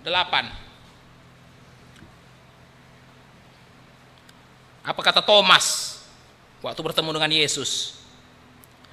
Thomas menjawab dia, "Ya Tuhanku dan Allahku." Nah, jadi saudara-saudara Tuhan, kalau kita baca Injil Yohanes ini, Injil Yohanes dimulai dengan pengakuan Yesus adalah Allah, ditutup pun dengan pengakuan Yesus adalah Allah. Nah, saudara-saudara, pengakuan pertama itu ditulis oleh Yohanes sendiri, pada mulanya adalah firman. Tapi pengakuan yang terakhir diucapkan oleh Thomas sendiri, "Ya Tuhanku dan Allahku." Nah, saudara-saudara ingat, Thomas ini orang Yahudi loh, saudara-saudara. Orang Yahudi itu nggak sembarangan. Apalagi kalau mereka itu dari kecil sudah dididik cuma satu Allah. Lo bisa bayangkan Thomas ini korsletnya gimana, saudara-saudara Tuhan ya. Ya, tiba-tiba dia, "Ya Tuhanku, ya Allahku." Oh iyalah Pak, kan dia murid Yesus. Mungkin saking ngefans sama Yesus dia mengatakan Yesus itu adalah Allah. Saudara jangan lupa, Thomas ini murid yang paling nggak percaya. Yesus bangkit aja nggak percaya. Saudara bisa bayangkan, yang ngomong ini bukan orang yang gampang dibohongin, saudara-saudara Tuhan. Dia bilang nggak ada itu. Kalau saya nggak colok ke dalam tangannya, saya nggak percaya. Oh, saudara-saudara, datang Yesus pada hari itu juga. Pada hari itu Yesus datang, dia nggak sama cucuk, saya rasa, saudara Tuhan ya, langsung tersungkur dan kemudian berkata apa? "Ya Tuhanku, ya Allahku." Ini keluar dari mulut orang Yahudi, dan orang Yahudi yang nggak gampang dibodohin. Ya, saudara-saudara, banyak orang bilang sebenarnya ya Yesus itu bukan Allah, tapi murid-murid Yesus di kemudian hari yang sebenarnya Yesus bukan Allah, tapi kita yang kemudian bikin Yesus itu jadi Allah. Nah, saudara bisa ngerti maksudnya? Jadi ada orang bilang begini, sebenarnya murid-murid pertama Yesus nggak percaya Yesus Allah. Kitalah yang di kemudian hari ini bikin dia jadi Allah. Saudara-saudara, ini dari mulut Thomas sendiri. Thomas itu mengatakan Yesus adalah Allah. Mari kita lihat lagi, saudara-saudara ya. Ibrani 1 ayat 3. Ibrani 1 ayat 3. Nah, ini. Ia adalah cahaya kemuliaan Allah dan gambar wujud Allah. Nah, saudara-saudara, perhatikan kata gambar wujud Allah. Ya, saudara-saudara Tuhan, gambar wujud Allah dan menopang segala yang ada dengan firman-Nya yang penuh kekuasaan. Nah, siapa Yesus? Yesus adalah gambar wujud Allah. Ya, sederhananya begini, saudara-saudara ya. Kalau Allah itu nggak kelihatan, Yesus adalah Allah yang kelihatan. Itu kira-kira yang disampaikan oleh Ibrani. Allah nggak kelihatan, betul. Tapi bukan berarti kita tidak bisa lihat Allah. Oh, lihat Allahnya di mana? Ada gambar wujudnya. Saudara-saudara Tuhan, seolah ayat ini mengatakan, kamu mau tahu Allah seperti apa? Gampang, lihat aja Yesus, seperti itu Allah.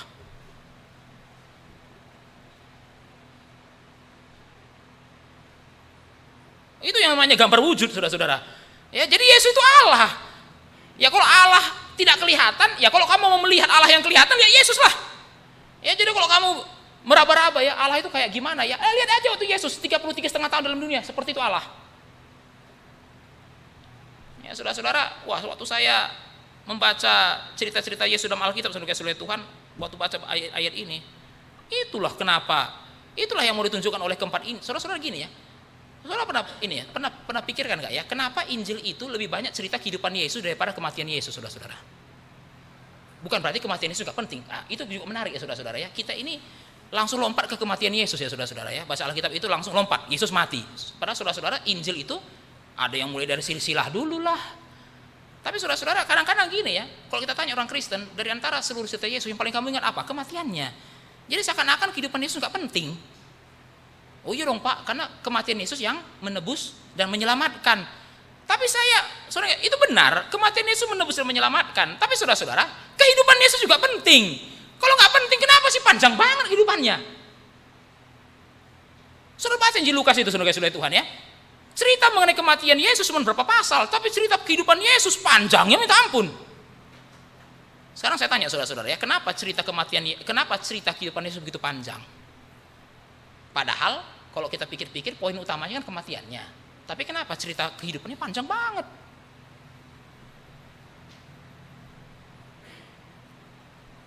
Gini saudara-saudara ya, saudara pernah nggak menginjili orang dengan cerita kehidupan Yesus? Kan enggak ya, kita rata-rata kalau menginjili orang kita langsung, kenapa saya harus percaya? Yesus mati, bang itu kan saudara-saudara Tuhan kan. Kita nggak cerita Yesus menyembuhkan orang sakit, enggak saudara-saudara Tuhan ya. Kita kan langsung lompat pada kesimpulannya saja ya, jump to the conclusion. Ya ketemu orang nggak percaya nggak kamu Yesus sudah mati?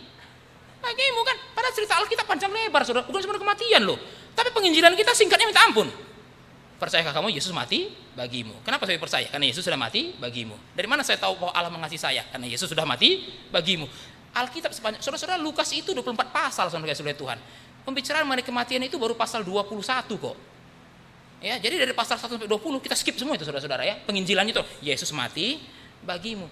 Kalau gitu saudara-saudara, saya minta penulis Injil langsung cerita kematian aja kali ya. Ya kan kalau toh yang kita sampaikan juga dalam penginjilan kematian terus saudara Tuhan ya. Lah kenapa penulis Injil itu enggak skip aja langsung ke kematian aja? Terus yang kedua saudara-saudara, kalau memang kematian Yesus begitu penting, kenapa Yesus enggak lahir langsung mati aja? Loh kan dia sudah sempat dikejar Herodes, kenapa enggak di situ mati aja gitu ya? Kenapa dia harus diselamatkan, diberikan hidup 33,5 tahun, baru disalibkan? Loh kenapa enggak waktu dikejar Herodes, ditangkap, baru mati? Kan kematiannya sudah menyelamatkan kita, kan gitu ya. Lah kalau Yesus mati langsung gitu gimana? Loh kalau gitu saudara-saudara, kenapa ya cerita kehidupan Yesus panjang? Padahal yang sering kali kita tekankan itu kematiannya.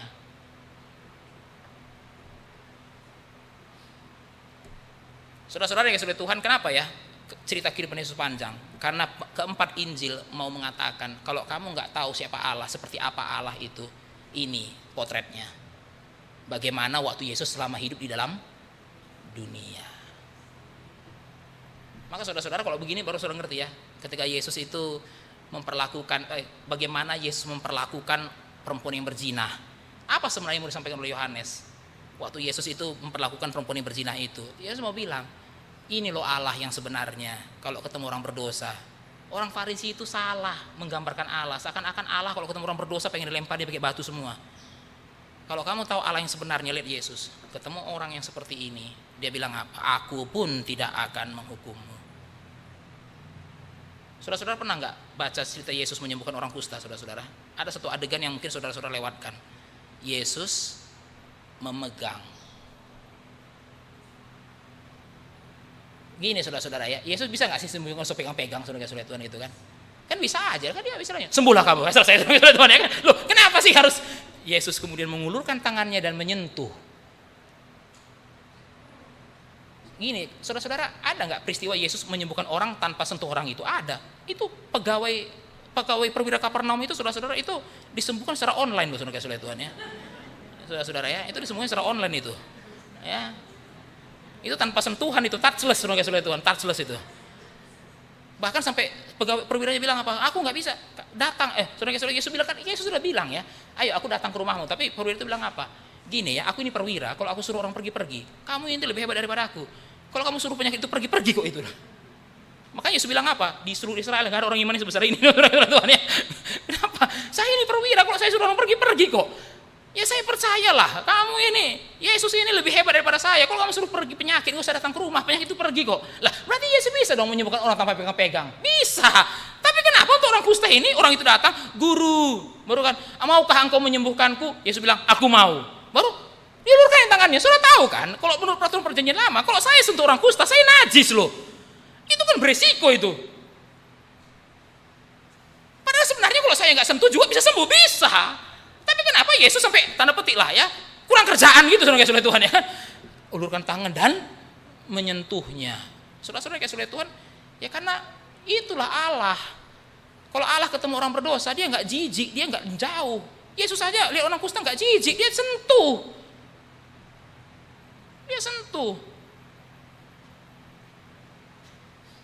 Jadi penulis Injil itu mengatakan, kamu lihat ya, Allah-Allah yang kamu kenal di sekitarmu itu, nggak ada yang mau menyentuh orang kusta kayak gini. Ini Allah yang benar, walaupun dia suci, dia tidak sungkan menyentuh orang yang najis. Nah itulah kenapa cerita Yesus, cerita kehidupannya panjang, supaya kita punya sedikit gambaran Allah itu macam apa sih modelnya. Ya, Allah itu macam apa modelnya? Ya kalau kamu nggak tahu Allah itu macam apa modelnya, lihat Yesus, itulah Allah, seperti itulah dia. Saudara-saudara, mari kita lihat mari kita lihat ya Kolose 2 ayat 9 lah ya, biar langsung aja. Kolose 2 ayat 9.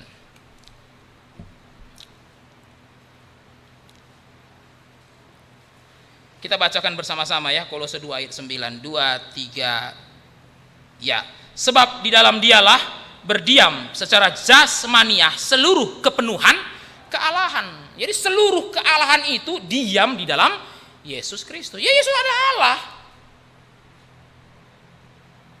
Nah mari kita lihat sekarang Roh Kudus sebagai Allah. Nah ada nggak ayatnya yang mengatakan Roh Kudus sebagai Allah? Ya saudara-saudara bisa lihat nanti Kisah Rasul 5 ayat 3. Ini cerita mengenai Ananias dan Safira ya saudara-saudara. Dan waktu saudara-saudara, coba kita lihat ya Kisah Rasul 5 ayat 3. Kisah Rasul 5 ayat 3 sampai 4. Nah, saya bacakan untuk kita semua. Tetapi Petrus berkata, "Ananias, mengapa hatimu dikuasai iblis sehingga engkau mendustai Roh Kudus?" Nah, di sini Petrus mengatakan, "Ananias, kamu mendustai Roh Kudus." Tapi mari kita lihat ayat yang ke-5, ayat yang keempat. Kita lihat ayat yang keempat. Selama tanah itu tidak dijual, bukankah itu tetap kepunyaanmu, dan setelah dijual, bukankah hasilnya itu tetap dalam kekuasaanmu? Bukan itu. Ayatnya betul. Coba saudara perhatikan kalimat yang terakhir, ayat yang keempat itu. Engkau bukan mendustai manusia, tetapi mendustai Allah. Tadi dia bilang mendustai Roh Kudus. Di bawah dia bilang apa? Mendustai Allah. Ya berarti Roh Kudus itu adalah Allah. Roh Kudus itu adalah Allah. Mari kita lihat saudara-saudara Mazmur 139.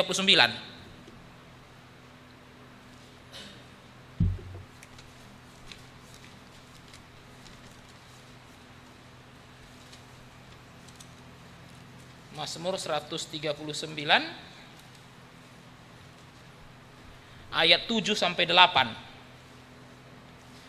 Kemana aku dapat pergi menjauhi rohmu? Kemana aku dapat lari dari hadapanmu? Nah, saudara-saudara, ayat 7a itu kan bicara mengenai roh Allah. Tapi ayat 7b-nya bicara mengenai Allah. Kemana aku dapat pergi menjauhi rohmu? Kemana aku dapat lari dari hadapan Allah? Lah, ya. Jadi roh Allah itu sendiri. Roh Allah itu adalah Allah itu sendiri. Dan terakhir kita lihat 1 Korintus 2 ayat 10. 1 Korintus 2 ayat 10 sampai 11. Nah, mari kita perhatikan bersama-sama. Karena kepada kita Allah telah menyatakannya oleh Roh, sebab Roh menyelidiki segala sesuatu, bahkan hal-hal yang tersembunyi dalam diri Allah. Siapa gerangan di antara manusia yang tahu apa yang terdapat di dalam diri manusia selain roh manusia sendiri yang ada di dalam dia? Demikian pula lah tidak ada orang yang tahu apa yang terdapat di dalam diri Allah selain roh Allah. Oh saudara-saudara, jadi yang mengerti rahasia Allah itu ya roh Allah. Jadi di situ kan kita bisa lihat bahwa bahwa Roh Kudus itu juga adalah Allah. Ya, jadi saudara-saudara, jadi 3 prinsip ini kita perlu pegang, tidak boleh buang salah satu. Kalau saudara buang salah satu, maka saudara akan jatuh dalam Allah Tritunggal yang sesat. Saudara-saudara, ada orang itu yang sangat tekankan Allah itu satu. Nah, lalu mengatakan 3 pribadi itu sebenarnya nggak ada. Saudara-saudara ya, itu cuma manifestasi aja. Wah, saudara-saudara, itu Allah Tritunggal yang sesat. Ada yang sangat menekankan saudara-saudara 3 pribadi, tapi mengatakan, tapi di antara ketiga pribadi itu ada tingkatan-tingkatannya. Bapa itu kelas 1, anak itu kelas 2, Roh Kudus itu kelas 3. Nah, saudara-saudara, itu juga Allah Tritunggal yang sesat. Baru dia mengatakan ada 3 pribadi dan 3-3-nya adalah Allah, ya, tapi bukan satu Allah. Itu namanya politeisme, saudara Tuhan. Nah, itu ya. Jadi kita nggak mungkin kayaknya saudara-saudara kita kayaknya jarang, bahkan hampir nggak ada lah ya, orang jatuh pada kesesatan yang ketiga ini, jadi politeisme, kan kita suruh tinggalkan itu. Tapi saudara-saudara, kadang orang itu bisa jatuh kepada itu, saudara-saudara ya, bisa jatuh kepada kesesatan. Allah itu, ketiga pribadi itu tidak benar-benar ada, ya, tidak bisa dibedakan, karena itu sebenarnya satu pribadi. Itu jatuh kesalahan yang pertama. Kesalahan yang kedua, 3 pribadi itu ada, tapi tetap satu Allah. Kenapa? Karena cuma satu yang benar Allah, 2 yang lain itu bukan Allah. Wah, ya saudara-saudara, ya ini sedikit bicara sejarah gereja. Kesalahan yang pertama itu disebut dengan kesalahan modalisme. Kesalahan yang kedua disebut dengan kesalahan Arianisme. Ya saudara-saudara, modalisme itu bilang apa ya? Jadi modalisme itu dari kata mode. Nah, saudara-saudara ya, jadi perjanjian lama mode Bapa, perjanjian baru mode Anak, perjanjian setelah Pentakosta mode Roh Kudus. Jadi Allah itu satu, tapi muncul dalam 3 mode.